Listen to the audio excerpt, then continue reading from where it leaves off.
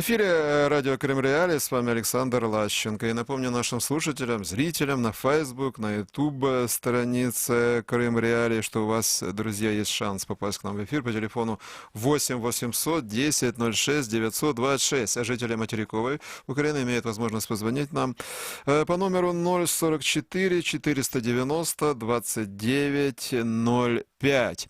Итак, тема для обсуждения у нас с экспертами в прямом эфире. По данным российского интернет-издания журналистов-расследователей, проект на одной из госдач в Крыму строит большую ледовую арену и татами.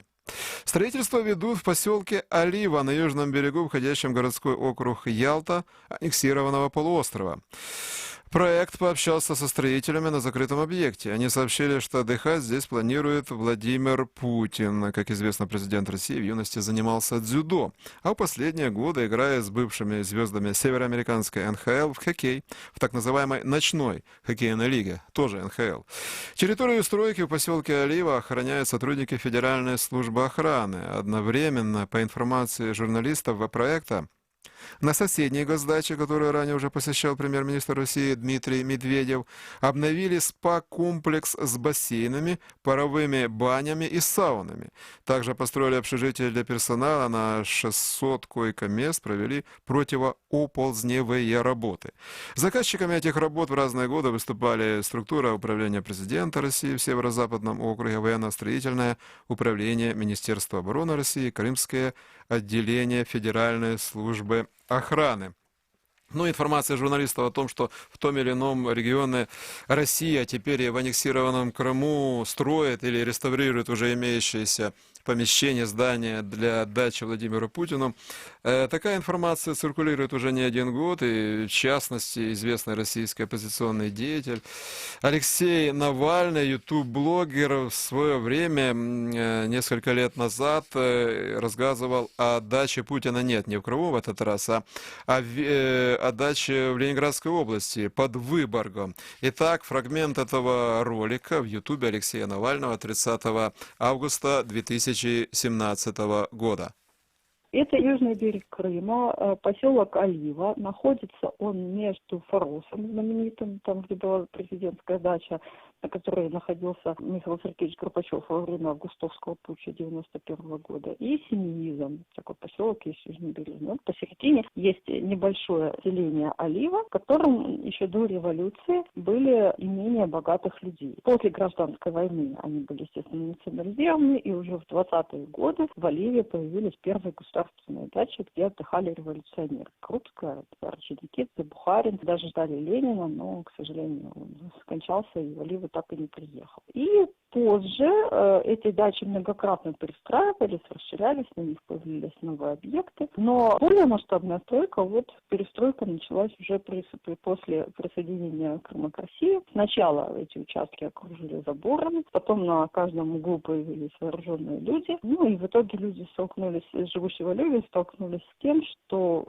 полностью вся береговая полоса, которые они ранее имели доступ, была для них перекрыта, и государственные дачи еще расширились к участкам, которые уже были в государственной собственности, где всегда отдыхали первые лица государства. Прибавился еще один большой третий участок, на котором было полностью перестроено все, что там ранее находилось. Это теперь дача ФСБ. Когда-то в 80-е годы там хотели построить пансионат КГБ, он начал строиться, стройка не была окончена. При Украине перешел этот пансионат под управление Днепропетровской администрации, был приватизирован, в том числе одним из собственников был Коломойский. После того, как Крым перешел к России, этот пансионат был национализирован, и первое время его хотели продать с торгов для того, чтобы погасить долги Приватбанка перед крымскими вкладчиками. Но позже выяснилось, что он был передан под оперативное управление ФСБ, полностью перестроен. На самом деле очень давящее чувство. То есть, раньше, когда мы ехали из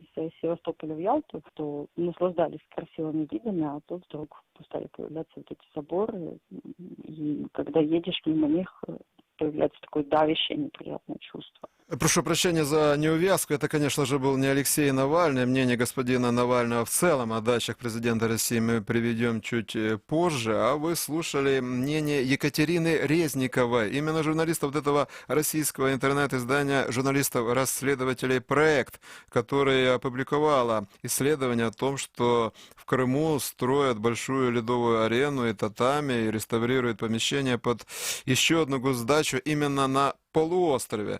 Екатерина является автором репортажа «Маленький Крым для больших людей». Мы, собственно, связались с ней до эфира и вот расспросили о том, как начиналось создание данного репортажа и о том, что привлекло внимание местных жителей и журналистов к объекту на южном берегу Крыма, в этом поселке Олива. Госпожа Резникова продолжает свой рассказ. Нам удалось выяснить следующее, что эти дачи, они в государственной собственности.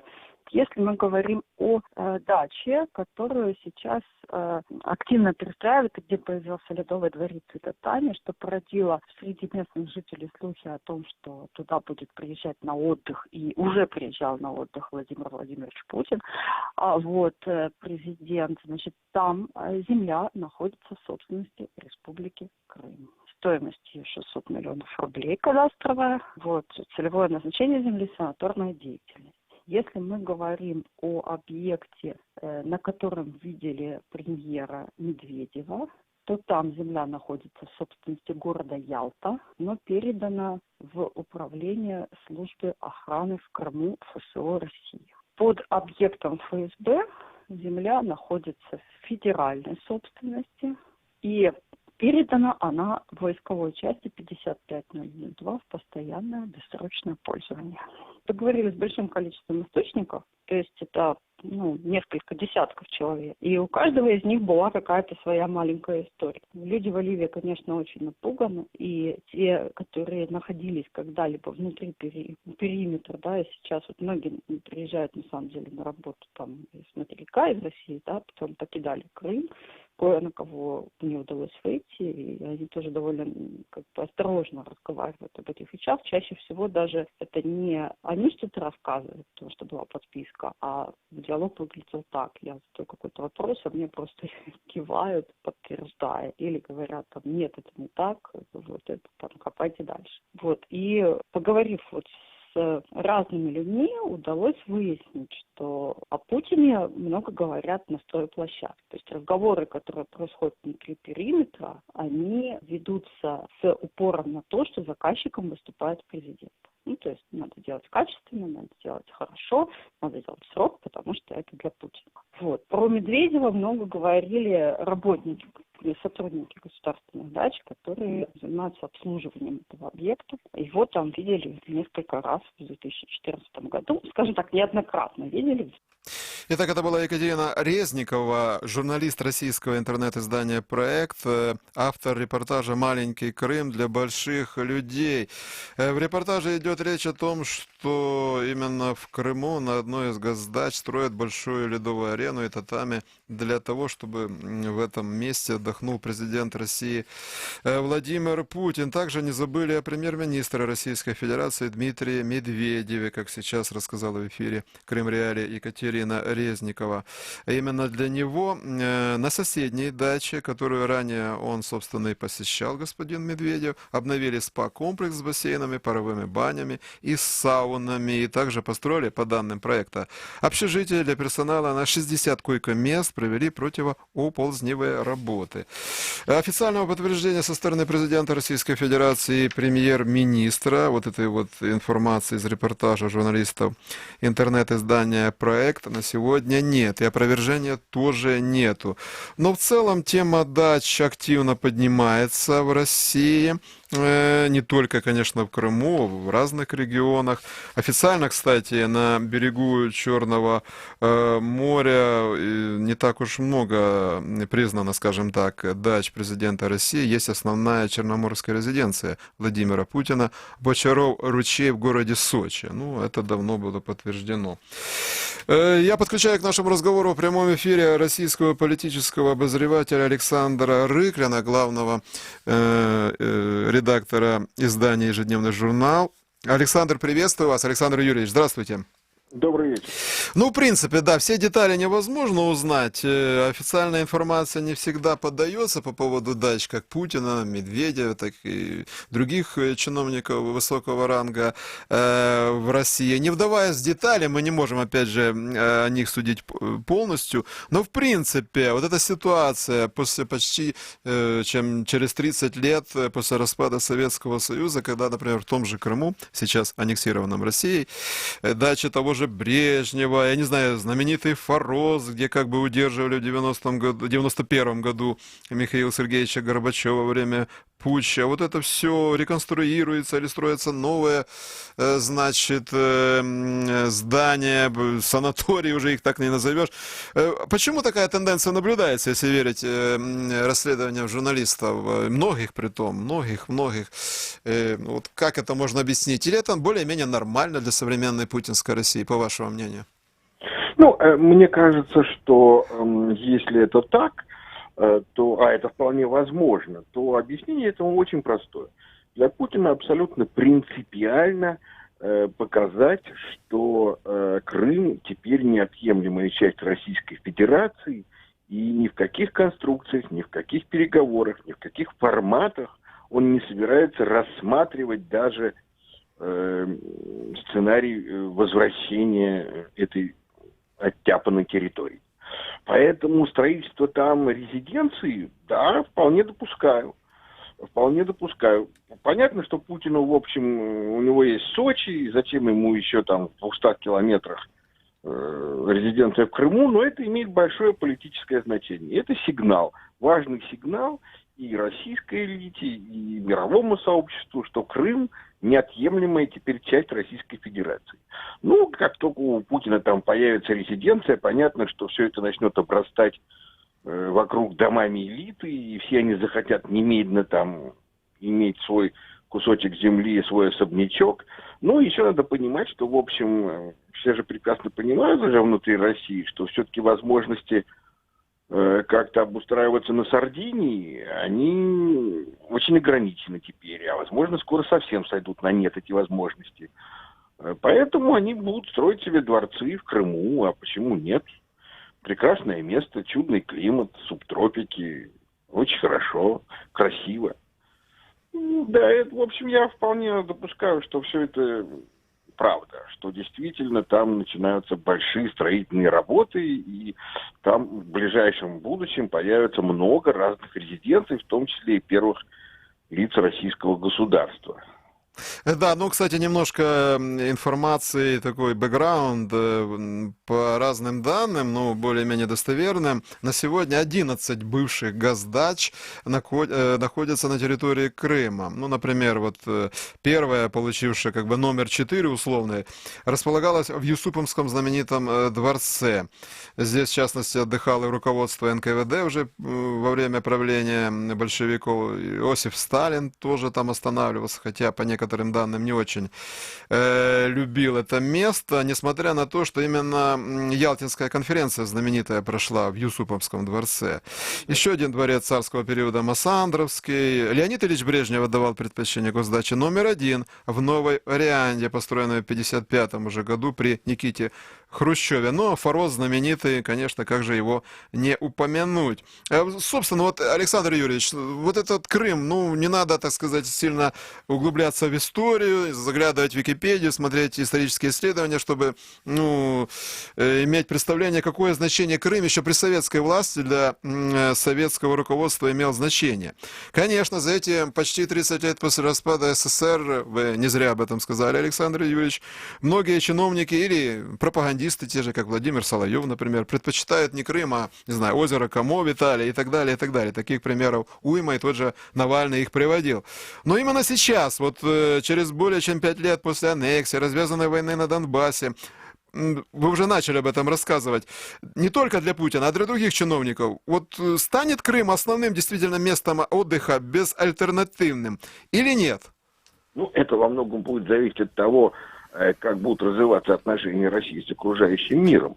Я повторяю, нельзя исключать такого сценария, когда просто, ну, действительно, визы будут аннулированы, и что-то им придется делать с их там недвижимостью, которая у многих у них есть. В общем, это более-менее понятно. Ну и да, и если, конечно, появятся резиденции у первых лиц, ну тогда будет просто непатриотично не иметь там клочка земли и какой-нибудь там домик в 1000 квадратов. Ну а как же, вот, все поедут, а мы не поедем, это будет рассматриваться как фронта просто какая-то. Конечно, они все туда попрут, что может быть для жителей Крыма не так и плохо, потому что это создаст какие-то новые рабочие места и возможности, но, впрочем, не думаю, что это может оказать какое-то существенное влияние на развитие инфраструктуры, потому что у них там внутри своя инфраструктура, они наружу и выходить не будут, их будут на самолете привозить, за заборы завозить и там оставлять. И наружу они выходить не будут. Никто из них на Симферопольский рынок не пойдет. Ну да. Александр Юрьевич, оставайтесь с нами. Ну вот приведем мы мнение, наконец, Алексея Навального. Нет, не о госдачах Путина в Крыму. Это еще исследование господина Навального более чем 2 года назад было в Ютубе выложено. Там речь идет о другой известной даче Путина, подтвержденной в городе Выборг Ленинградской области. Очень красноречивое исследование. Просто я почему привожу этот фрагмент из господина Навального, чтобы иметь представление, что ну, как вот Владимир Владимирович любит отдыхать, вот как он это все обустраивает, скажем так, не только в Крыму. Итак, Алексей Навальный. Ни в одной нормальной стране такого в принципе быть не может. Люди, которые строили кучу резиденций Путина, на земле, находящейся в аренде у сына ближайшего друга Путина, под вывеской карманной нефтяной компании друзей и семьи Путина, теперь строит виллу для отдыха Путина. На вилле действует режим спецобъекта. Местные чиновники видят там Путина. А в интернете гуляет дизайн-проект дома, щедро украшенного гигантскими двуглавыми орлами. И при этом все вокруг делают вид, что никакого отношения к Путину этот объект не имеет. Это ему не принадлежит. Ничего у нашего президента нет, кроме прицепа марки «Скиф» в декларации. Александр Юрьевич, я надеюсь, вы хорошо слышали то, что утверждал господин Навальный. Я что хочу у вас спросить. Смотрите, вот если можно проводить параллели и сравнивать. Мы уже тут вспоминали, конечно, и господина Сталина, товарища, вернее, и Брежнева, и Хрущева, и даже, конечно, Михаила Сергеевича Горбачева с его Форосом. Можно сравнивать отношения тогдашних руководителей, тогдашнего СССР и нынешнего руководства России вот в плане вот этого вот скрывания, сокрытия, или наоборот, никто не стесняется особо по поводу вот такой вот собственности, резиденций, летних, нелетних, вот сравнивать нынешнего руководителя Путина и его окружение и то, что было тогда в советские времена. Насколько эта параллель, скажем так, справедлива, по вашему мнению? Нет, это совершенно невозможно сравнивать, потому что коррупционная составляющая теперь и тогда, она просто это не то, что можно сравнить. Конечно, при советской власти была какая-то коррупция, брали взятки, но это совсем другой уровень. Совершенно другой уровень. Мы сегодня не представляем себе реальное состояние Путина, Медведева, просто ничего не знаем об этом.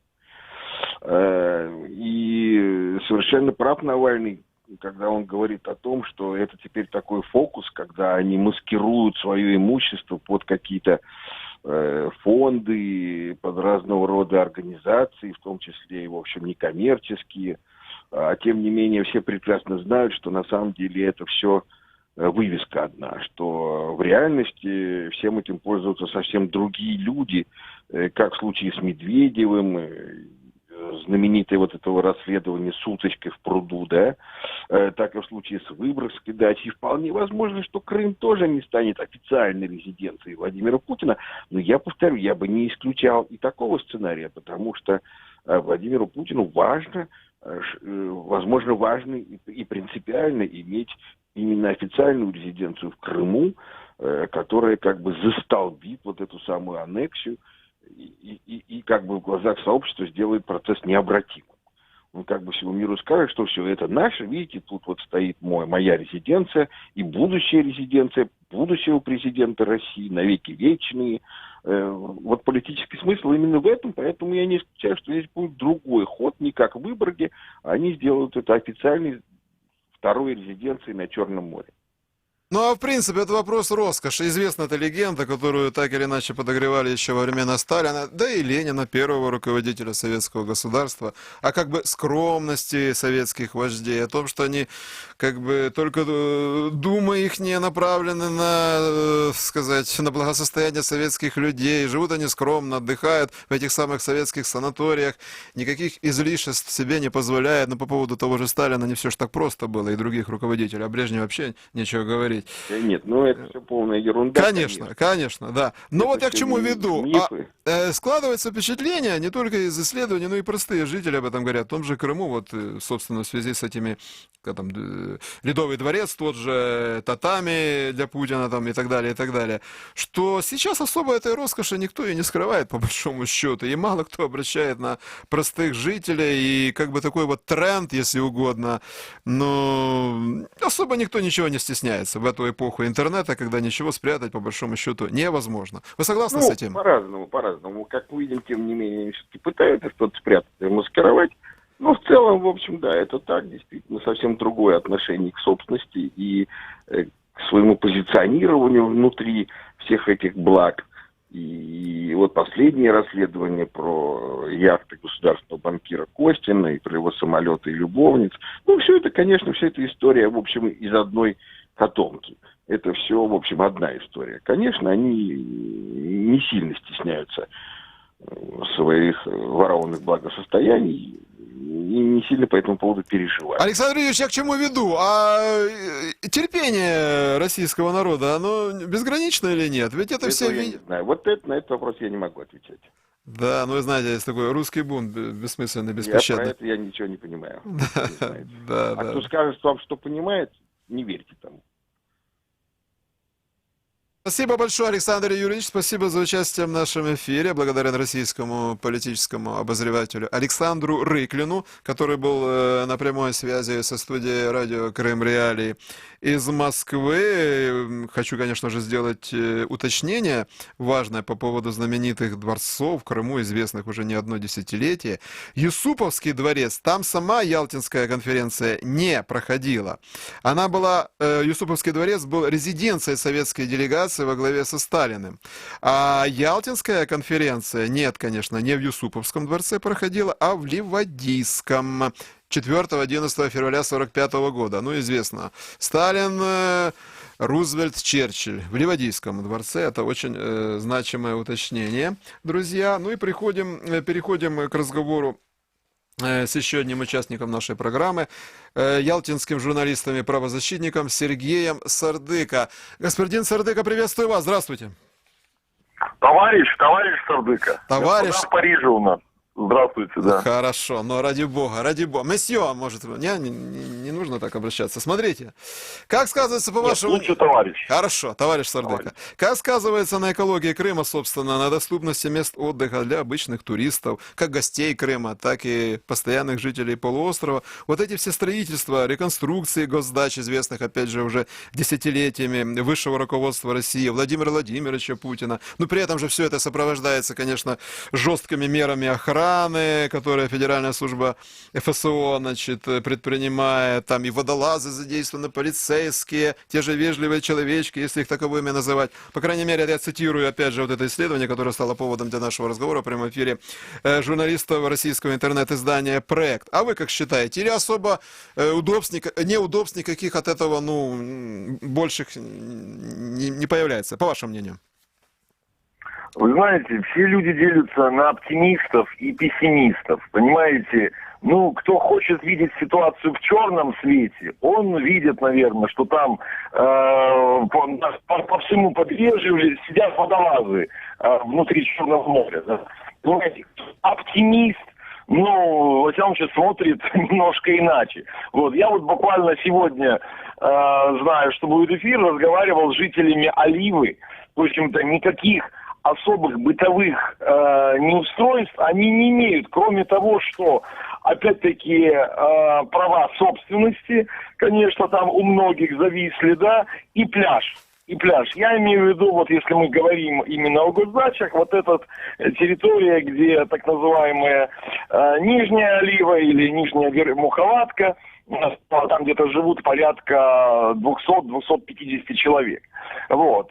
С пляжем стали проблемы. Ну, их вот чаще бы у нас компании в местные советы были, там кандидаты в депутаты возили на пляж в Парковое. Вот. Поэтому все относительно. Что касательно экологии, ну, как вам сказать, опять-таки, я не видел, чтобы были клубы там цемента и что-то на шоссе, то, что я видел в украинское время, когда у нас застраивали Приморский парк в Ялте. Вот здесь действительно все на шоссе, в общем-то, в клубах, да, от этих бетоновозов. Вот. Поэтому, ну как, в принципе, сейчас современные стройки, аккуратно строят. Я не слышал, чтобы были какие-то возмущения по поводу экологии.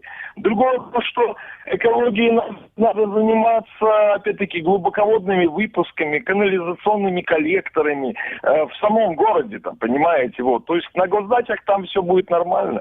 Что же касательно, собственно, Ялты, вот, там в Каризе опять неканализированный район, Васильевка, это фактически уже центр Ялты, тоже исторически полностью не канализирован.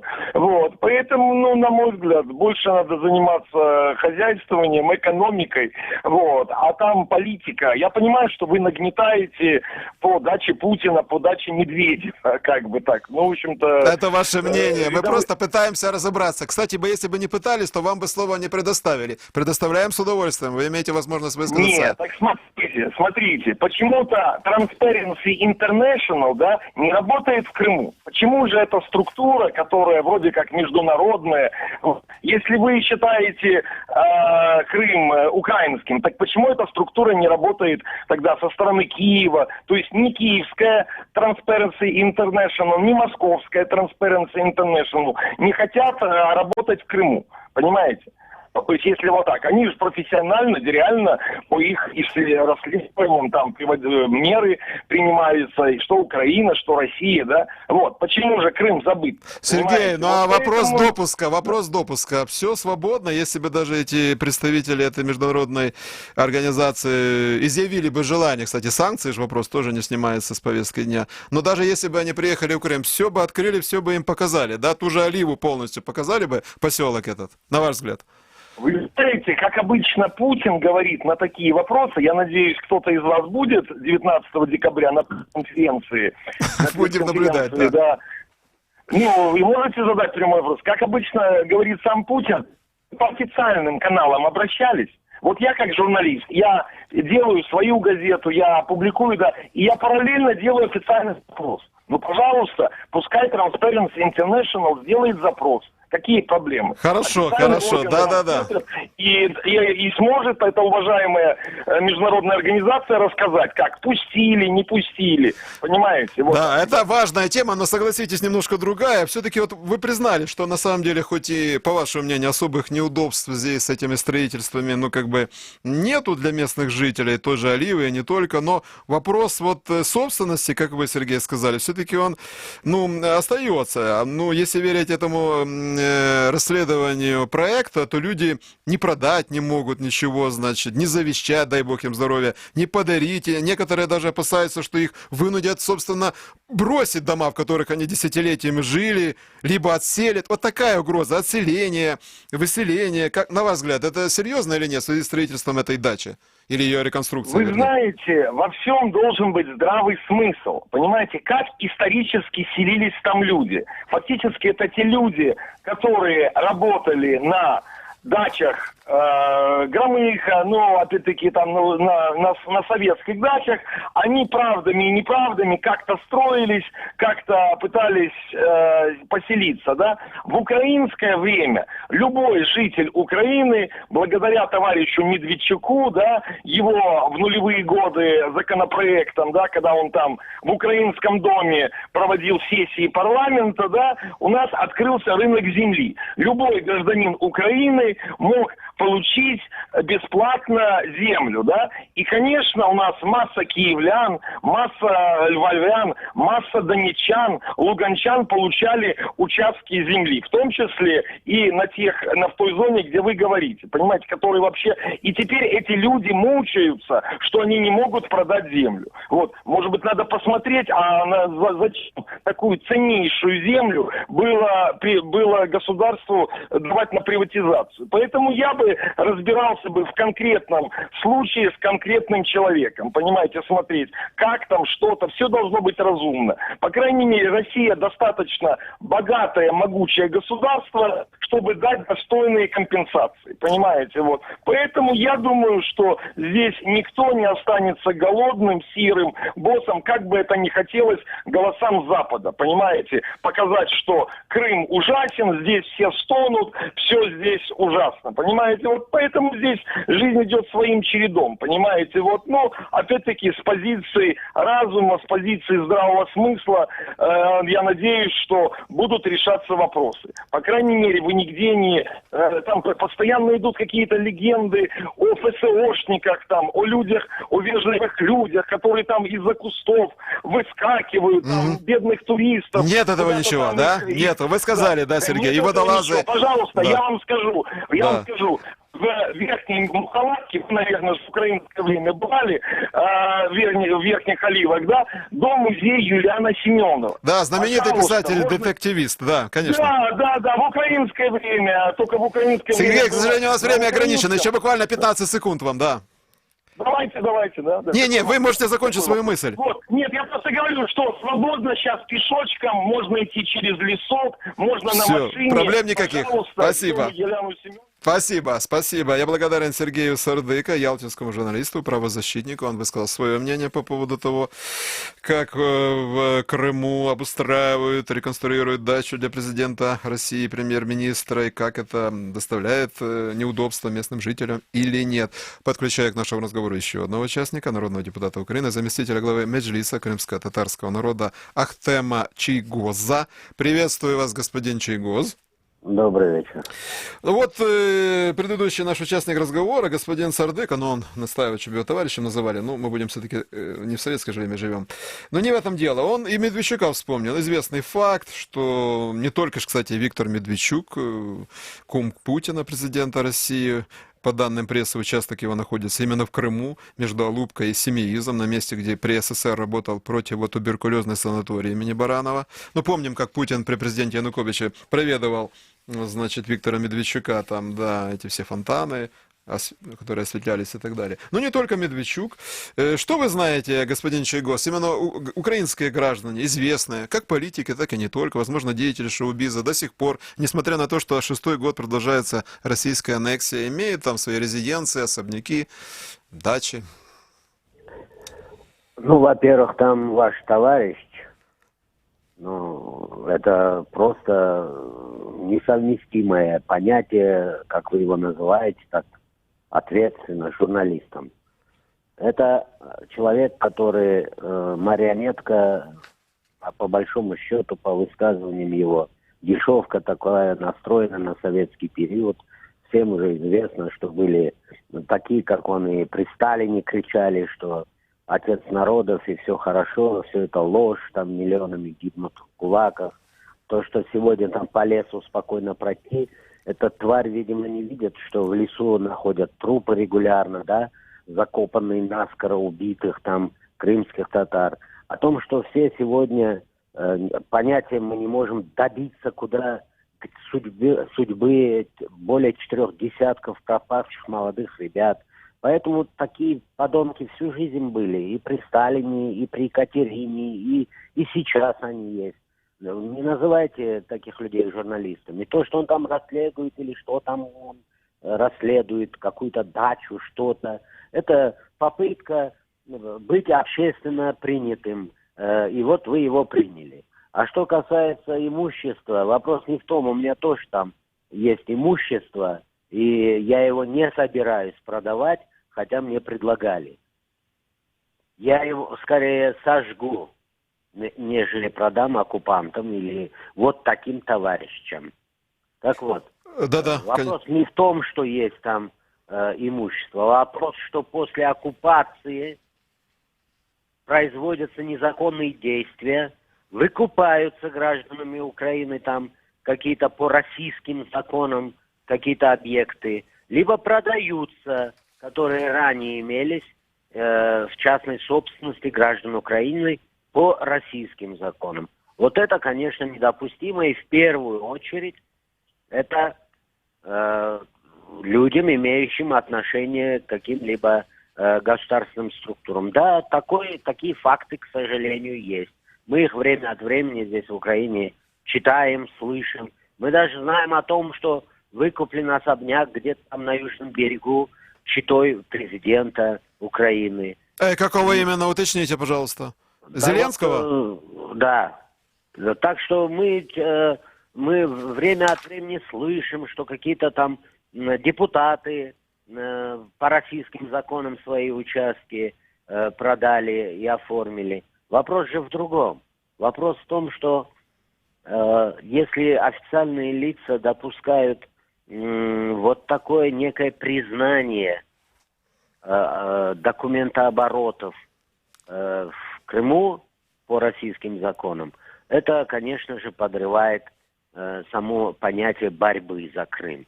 Например, недавно бежал от уголовного преследования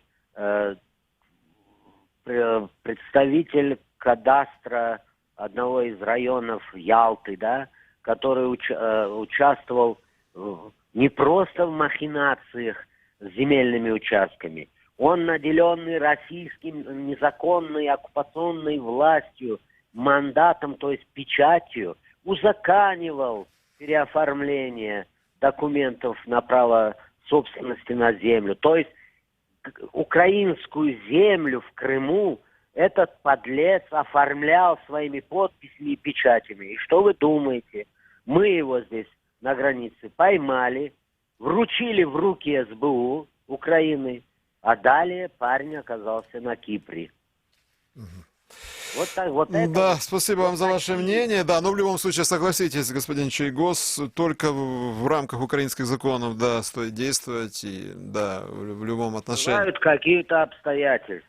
Да, спасибо вам большое, мы ограничены во времени. Я вам очень благодарен еще одному участнику нашего прямого эфира, Ахтему Чайгозу, народному депутату Украины, заместителю главы Меджлиса крымско-татарского народа. Кстати, господин Чайгоз упомянул собственность, недвижимость в Крыму Елены Зеленской, первой леди ныне Украины, супруги президента Владимира Зеленского. Я сделаю некоторые уточнения. Эта недвижимость была приобретена действительно Еленой Зеленской, но еще в апреле 2013 года, до аннексии Крыма. И все это произошло тогда в полном соответствии с законами Украины. Об этом заявили пресс-службе президента Украины Владимира Зеленского в ответ на опубликованную агентством Reuters информацию. Вот. И также подчеркивается, что в настоящее время эта квартира Елены Зеленской в Крыму выставлена на продажу. И ни в коей мере она сейчас этим имуществом не пользуется.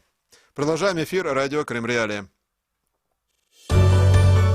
21 сентября 2015 года вы впервые услышали радио Крым Реалии, а мы впервые вышли в эфир. Каждый день мы готовим новости, ток-шоу и авторские программы. И все потому, что крымчане имеют право знать.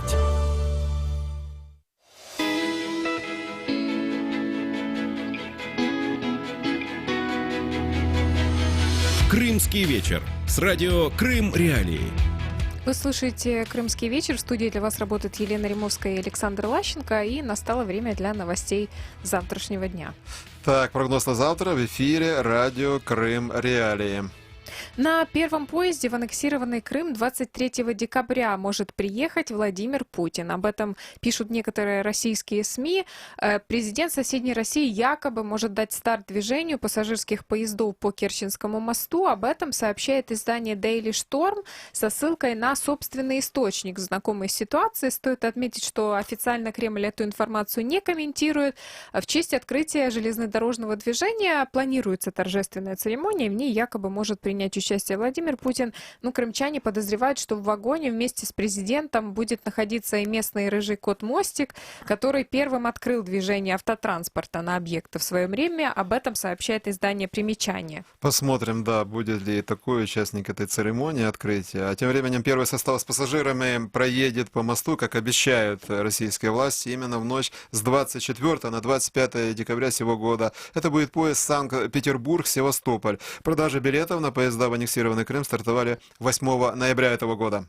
Ну и опять подконтрольный России глава Крыма Сергей Аксенов попал в российский рейтинг цитируемых губернаторов-блогеров.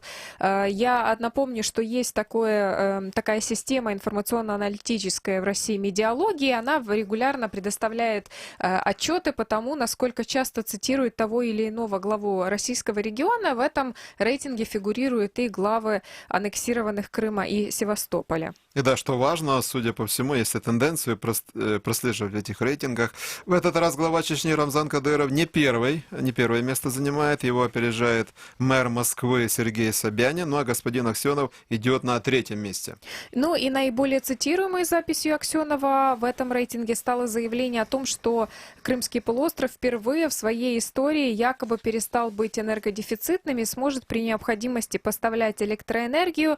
В медиа-рейтинг, напомним, вошли главы регионов соседней России, которые ведут собственные блоги. Тут можно напомнить, что у Сергея Аксенова много разных страниц в социальных сетях. Мы сегодня в дневном эфире обсуждали, что он присутствует даже в Инстаграме. Да, по-моему, если я не ошибаюсь, Рамзан Кадыров в Фейсбуке не имеет своей страницы, а господин Аксенов имеет, если я не ошибаюсь. Господин Аксенов имеет страницы во всех возможных социальных сетях. Да, тем временем крымские боксеры, другая тема, прокомментировали отказ сборной соседней России ехать на Олимпиаду. Но отказ был вынужден в связи с решением Всемирного антидопингового агентства, скажем так, не позволить под флагом государства России выступать на Олимпиаде, хотя под нейтральным флагом можно, в связи с тем, что Россия проводила государственную политику массового применения допинга на престижных спортивных соревнованиях. И что же сказали крымские боксеры? Это был комментарий крымчанина и чемпиона мира по боксу Глеба Бакши. Он в комментарии РИА Новости Крым сказал, что ему лично не хотелось бы упускать подобную возможность. Далее цитата. «Я как спортсмен очень хочу попасть на Олимпиаду. Лично для меня это шанс, который нельзя упускать. И вообще это мечта любого спортсмена». Но он также отметил, что считает ситуацию с запретом со стороны Всемирного антидопингового агентства политической. Да, и при этом он добавил, что, как вопрос сформулировал, если к нам такое отношение, что Россию отстранили от соревнований, то где гарантии, что нашим спортсменам дадут нормально выступить? Хотя практика олимпийских соревнований достаточно длительная, когда спортсмены под так называемым нейтральным флагом, под флагом МОК выступали успешно, и никто им не препятствовал на предыдущих соревнованиях такого уровня. Не так много времени у нас остается, но поскольку 12 декабря сегодня, то расскажем вам о том, что керчане могут написать письмо Деду Морозу в Великий Устюг. Об этом сообщает территориальный отдел по Керчи Межрегионального управления Роспотребнадзора. В Крыму на основании ежегодной акции «Почта Деда Мороза» с 6 по 25 декабря принимает такие письма и в дальнейшем обещают отправить их в Вологодскую область соседней России.